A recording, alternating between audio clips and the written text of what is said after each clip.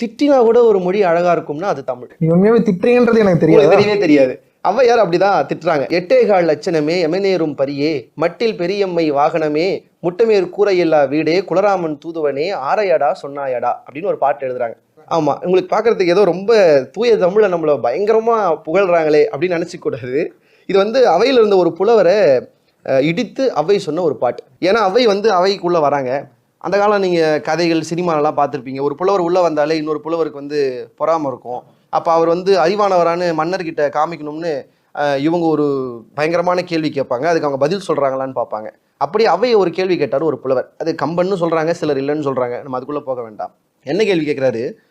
ஒற்றைக்கால் பந்தலடி அப்படின்னு ஒரு கேள்வி கேட்கிறார். பந்தலுக்கு 4 கால் இருக்கும், ஒரே ஒரு கால் இருக்கிற பந்தல் இருக்கான்னு கேட்கறது இல்லாம டி போட்டு சொல்லிட்டார். ஒற்றைக்கால் பந்தலடி அப்படின்னு டி போட்டு சொல்லிட்டார்.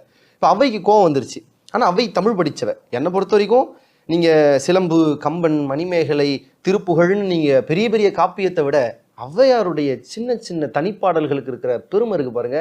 அது வந்து நம்ம உள்ள போய் ரசிச்சாதான் நமக்கு தெரியும். அப்படி இந்த பாட்டு இது முழுக்க திட்டுறாங்க. அவர் கேட்ட இந்த புதிருக்கு இந்த பாட்டை அவருக்கு திரும்ப சொல்றாங்க.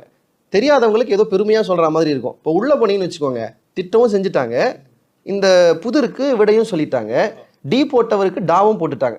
ஆரையடா சொன்னாயடான்னு டாவும் போட்டுட்டாங்க, பதிலும் சொல்லிட்டாங்க. இப்போ இந்த பாட்டுக்கு வாங்களேன். எட்டேகால் லட்சணமே அப்படின்னா எட்டை தமிழ்ல ஆன்னு எழுதுவாங்க. தமிழ் எண்கள் தெரியும் நினைக்கிறவங்களுக்கு. கா போட்டா 1, அதில் 8னா ஆ. கால் அப்படிங்கிற ஒரு முழு வட்டத்துல 4ல் ஒரு பங்கு காலை தமிழ்ல வான்னு எழுதுவாங்க. எட்டேகால் லட்சணமேனா அ வ அவலட்சணமே. எடுத்தவொடனே உன்னெல்லாம் மூஞ்செல்லாம் பார்க்க முடியுமாடா என்னால அப்படின்னு. அவலட்சணமே, எட்டேகால் லட்சணமே. யமனேறும் வரியே. யமன் ஏறி வர வாகனம் எதுங்க? எரும மாடு. எருமையில தானே யமபெருமன் வருவாரு. எரும மாடே. அடுத்து சொல்றாங்க முட்டைமேற் கூரை இல்லா வீடு. கூரையே இல்லாம ஒரு செவுரு மட்டும் தனியா இருந்தா அதுக்கு பேர் என்னங்க? குட்டி செவருன்னு பேர். இல்ல குட்டி செவரை தான்டா போவேன்னு சொல்லுவாங்கல்ல. குட்டி செவரே. இதை விட ரொம்ப அதிசயம், ரொம்ப அழகா சொல்றாங்க. மட்டில் பெரியம்மை வாகனமே. மட்டில் பெரியம்மைனா மூதேவி, அதோட வாகனம்னா கழுதை. பாருங்க லைனா சொல்லி கடைசி எப்படி முடிக்கிறாங்கன்னு. குலராமன் தூதுவனே சொன்னோடனே நமக்கு ஏதோ பெருமையான. குலராமனுடைய தூதுவன் யாரு? அனுமாரு. ஆஞ்சநேயர் யாரு?